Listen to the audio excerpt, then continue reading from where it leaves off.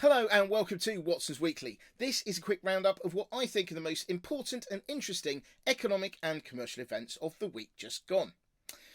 Donald Trump and Boris Johnson were particularly active this week.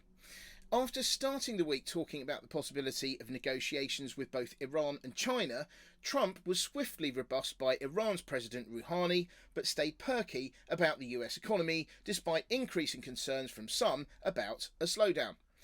Boris Johnson surprised everyone this week by announcing that he was going to shut down Parliament for 5 weeks, ostensibly to give him time to put together policies that will be announced in the Queen's speech in October. But in reality, it was all about sucking the oxygen from his opponent's campaign to scupper a no-deal Brexit.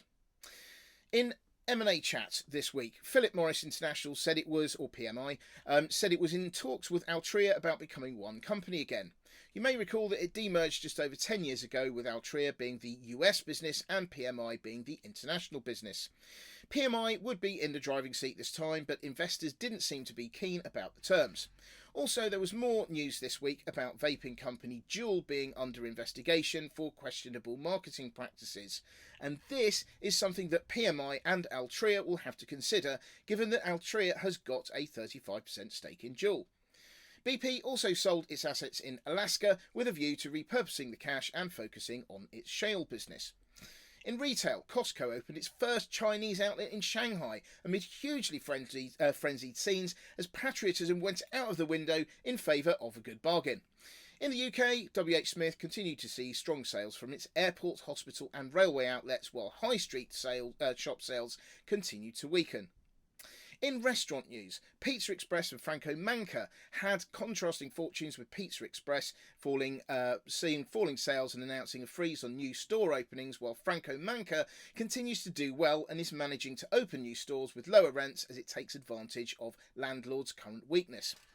KFC is about to launch a plant-based Beyond Fried Chicken in the US, and F1 driver Lewis Hamilton is putting some of his hard-earned cash into a new meatless burger chain called Neat Burger, which will open in London next week.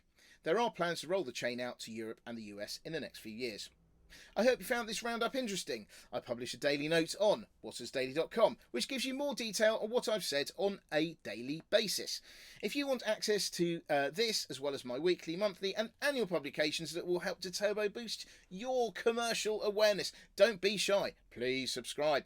A subscription to Watson's Daily is free. You can also get access to additional content for the princely sum of £2.99 per month, if that floats your boat, and if you like the idea of helping my startup. Thanks for watching. Watson, out.